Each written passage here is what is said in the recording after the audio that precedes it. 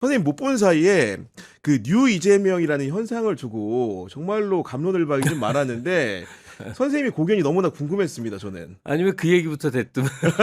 그 얘기가 너무 궁금해서 못 참겠어요, 지금. 근데 그 얘기 말하자 그러면 가슴이 좀 덜컹덜컹하죠. 그렇죠. 이래도 아무래도 비판하고 저래도 네. 비판하고.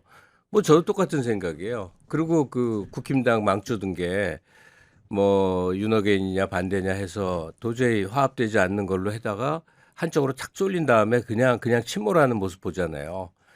근데 민주당은 뭐 그런 이해관계 때문에 그런 건 아니니까 다른데 난 류이재명이 진짜 굉장히 좋은 말이라고 처음에 생각했어요. 그 언어만 보면 예, 처음에 네. 한겨레에서 이제 그 이름 띄고 할 때는 전통적인 민주당 지지자가 아닌 새롭게 눈을 뜬 이재명 지지자들로 구성되어 있는 다양한 사람들. 그래서 그런 줄 알았더니 왜 이렇게 싸움이 벌어지냐고. 네. 그래서 주로 저는 이제 댓글 중심으로 이렇게 봤는데 극언을 하는 사람들이 막 나타나더란 말이에요. 아. 그래서 그 몇 가지 이제 주장 중에 어떻게 이런 주장을 하지? 그게 뭐냐면 무슨 유시민이 김어준 이런 사람들이 반명수괴라고 하는 말이요. 그거는 아니죠, 사실은. 네. 아무리 생각해도 그거는 있을 수가 없잖아요. 그들은 각각의 대통령 시기에 누구보다 앞장서서 그 상황에 대해서 목소리를 높여왔고 특히나 윤석열 뭐 탄압기에 거의 뭐 목숨 내걸고 싸운 사람들이었고 그래서 이재명 대통령 등극까지 충분한 역할을 해왔는데 그 사람들이 반명이라면 누구나 이상해야 되는데 그 말을 하는 사람들이 막 넘쳐나더라고. 네. 그리고 또 하나는 이제 정청래 대표에 대한 불만이 있을 수 있고 비판이 있을 수도 있는데 정청래 당대표가 당대표로서 정치를 하고 또 자기 세력 구축을 위해서 이런저런 노력을 하는 제가 보기엔 지극히 정상적인 정치 과정에 대해서 갑자기 그 반명 행위라든지 자기 정치를 위해서 한다든지 그러면 뭐 당대표는 뭐 아무것도 하지 말라는 얘기인가 네. 뭐서부터 그리고 이제 마지막 단계에 와서 제가 이해하는 범위는 이게 당권 싸움으로 흐른 거였구나. 그래서 김민석 옹립파하고 정청래 지지파로 나뉘었나? 그것도 굉장히 자연스러운 과정인 것 같은데 그러니까요. 다만 이제 대선을 미리 앞서 본다는 건 지금 말도 안 되는 얘기죠. 시기적으로. 맞습니다. 예, 네. 그러니까 세력 갈등 과정에서 이루어질 수 근데 그 말들이 너무 날이 서 있고 거의 죽이려고 하는 그런 걸 보면서 처음에 저는 이런 의심을 했어요. 과거에 문구로 오소리니 무슨 뭐 이재명을 죽이려고 국힘 지지하자 하면서 민주당원양 했던 극단적인 사람들 있잖아요. 이거의 변형적 현상인가 이런 생각을 했네. 근데 그러기에는 대단히 이해가 가는 상식적인 사람들도 뉴이재명을 많이 하면서 얘기합니다. 네. 얘기해요. 뭐 오창석 같은 친구가 그렇습니다. 네. 그러면 뉴이재명이 뭐가 있나? 하여튼 뭐가 있나 하고 노력을 하는데 일단 뭐가 있는지를 모르겠어요. 근데 뉴이재명 주장에 대해서 제가 충분히 이해를 못했다면 얘기를 하시는데 한 두세 가지 이상한 게 일단 기존 민주당 지지층 뭐 지금 대표되는 몇몇 사람들 중심으로 이쪽은 다 쓰레기다. 쓰레기입니까? 그렇게 구분할 수 없죠. 네. 아니 그럼 나도 쓰레기인데 아니 선생님은 또 난 평생 걸쳐 민주당 지지자였고 각 시기 대통령 등장 민주당계 대통령 지지할 때 나름 할 수 있는 노력을 해온 사람인데 이 다 쓰레기라니까 이거 이상하고 그러다가 구교영의 정치 비상구 여기에 뉴이재명 목소리를 높이신다는 함돈균 그렇습니다. 선생 네. 출연을 보게 됐어요. 근데 그 양반 이름을 언제 알게 됐냐면 그 전에 쇼츠에 굉장히 극렬한 말로 뭐 유시민 뭐 김어준 뭐 사람도 아닌 듯이 막 비판을 강력하게 했죠. 네. 얘기를 하시더라고요. 그래서 뭔가 굉장히 이제 새로운 주장이 있구나. 그러니까 김어준이가 쓰레기가 될 만큼 새로운 근데 보니까 그 시간 내내 제가 굉장히 이상했어요. 보는 내내. 네. 네. 저 사람은 뭘 비판하는 거지? 그래서 이렇게 하나 뭐 말꼬리 잡자는 건 아니고 왜 올드 이재명들은 맨날 검찰개혁, 사법개혁 이런 소리만 하냐. 전통 이슈다 그거는. 예, 예. 그 운동권 놀리고 맨날 그 싸움이지. 지금 이 세상에 소득 양극화라든지 무슨 뭐 또 뭐지?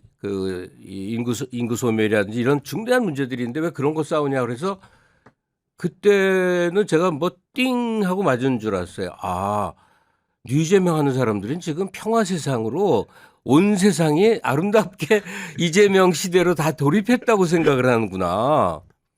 전통 기득권을 가진 사람들이 잠시 눌려 있을 뿐이지 사법과 이제는 좀 소멸해가는 검찰 권력을 배경으로 해서 또 언론 권력을 배경으로 해서 자본 권력을 배경으로 해서 언제든 뚫고 나올지는 모르기 때문에 아직도 전투의 와중으로 그렇게 목 놓아 하루하루 한 주 한 주 한 달 한 달 싸워 나가야 될 시점으로 바라보는데 그게 아니라 그거 왜 맨날 그거랑 싸우냐고 그러니까 야 지금 사법부 조희대 사법부를 쳐다보면 저들이 기세만 조금 얻으면 언제 이 판을 뒤집어 엎을지도 모른다 등등 온갖 걱정과 오래된 그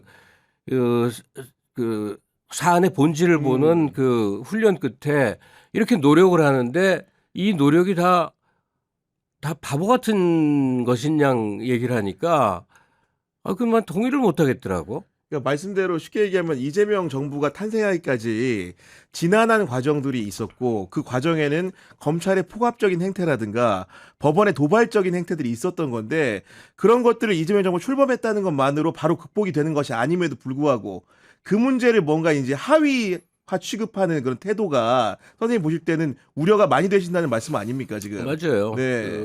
뭐 제 개인적인 얘기할 건 아니지만 제 성향이 어떠냐면 저는 언제나 뉴에 열광하는 사람이에요. 그렇죠. 저희 때는 이제 뭐 철학 사조 이런 거 공부를 안 해도 철학 사조에 대해서 되게 이제 심취하고 그러는데 그 탈근대 이론들 뭐 대리단이 뭐 막 나올 때 있잖아요. 나 항상 그런 거 열광했어. 그러니까 뉴자부터 뭐가 나오면 일단 관심 가지고 기울이고 단기적으로라도 이렇게 열광을 하는 편인데 이번엔 그래 전통적인 민주당 세력 지지자들이 좀 여러 한계가 있겠지 생각했다가 지금 약간 들여다보니까 이렇게 멍해져 있는 상태예요. 그러니까요. 네. 그러니까 정당도 오래되면 정풍파라고 해서 신진 세력들이 그 정당 내 오랜 기득권을 치고 나오잖아요. 그런 그림을 생각을 했는데 이게 뭘 새로운 얘기를 하고 있는지를 모르겠는 거예요.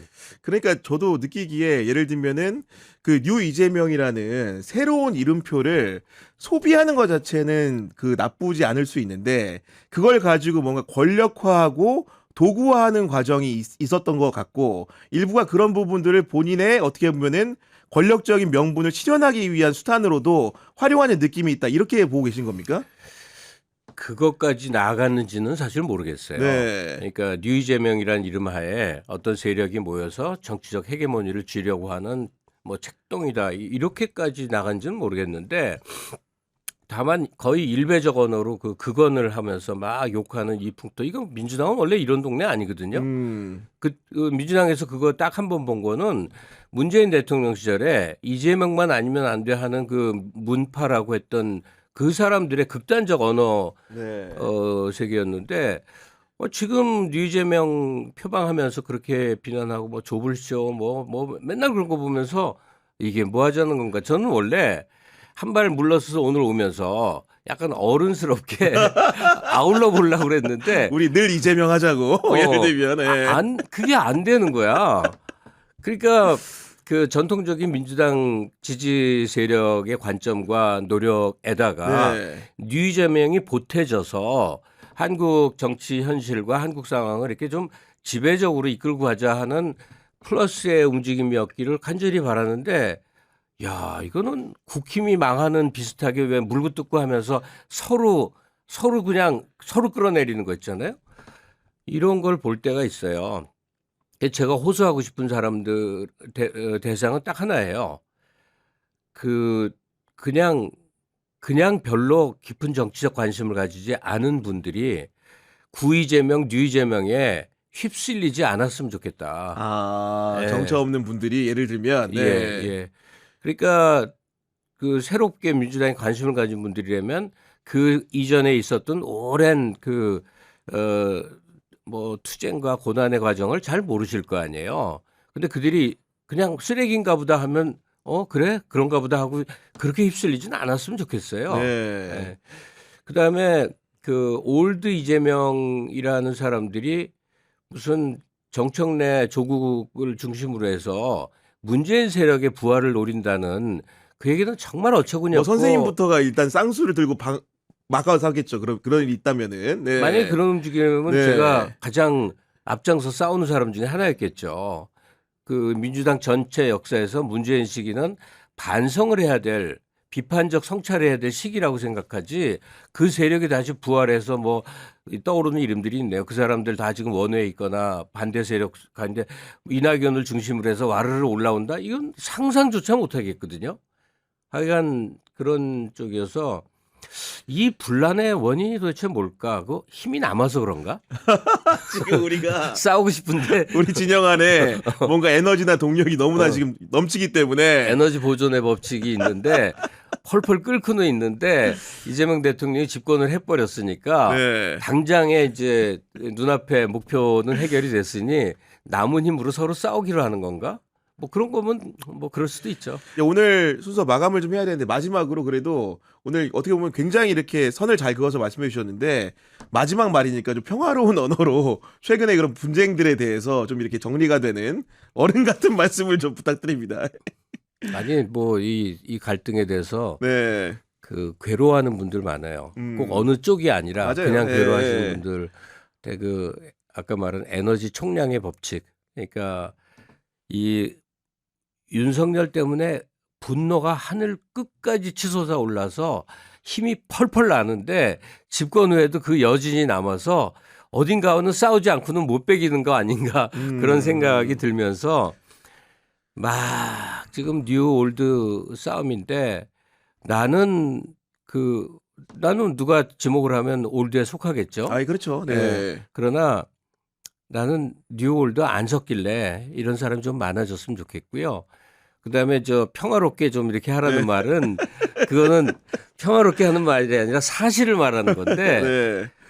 정당이 활성화되면 늘 싸워요. 이 맞습니다. 정도 싸움은 네. 늘 많고 그리고 이 싸움이 생겼을 때 옛날 대통합민주신당 이런 때 싸울 때 같은 때는 이걸 정리해 줄 사람이 없어서 싸움이 정말 계속 막장까지 가서 네. 분단까지 가는 거거든요. 근데 우린 정리할 사람이 있어요. 대통령이 있어. 네, 그러니까 말을 당무 개입이라 못할 따름이지 보니까 네. 다 방법이 있거든요. 네. 네. 다 있으니까 정말 문제가 심각하면 대통령이 정리하려 하겠죠. 근데 아직은 이렇게 막 잔파도처럼 이러고 여론조사하면 그런 게 있는지도 뉴 올드 싸움이 있는지도 모르는 사람이 네, 대다수고 맞아요. 네. 그러니까 이러고 또 지나가리라. 네. 근데 정말 간곡히 말씀드릴 거는 이재명 대통령이 출마해서 선거 때 나갔던 절박한 감정과 똑같은 감정으로 이번 6월 지방선거에 나와야 된다. 이게 지금 너무들 다 낙관론에 휩싸여 갖고 투표율 저하가 올 가능성도 있는데 사실 대통령이 아무리 지금 대통령의 구호가 뭐예요? 지방주도 성장이야. 대통령이 선두에 서 있고 전국의 지자체가 같이 이 협업 속에서 모세혈관처럼 같이 한 팀으로 움직여야 소위 말하는 총체적 국가 성장이라는 게 올 거란 말이에요. 네. 5국 3특은 너무 중요한 거거든. 그런데 맨날 대통령에게 반기 드는 걸 정치라고 여기는 무슨 시장, 도지사가 도처에 있으면 이게 안 돌아가는 거예요. 그 지역민만 불쌍해지는 거예요.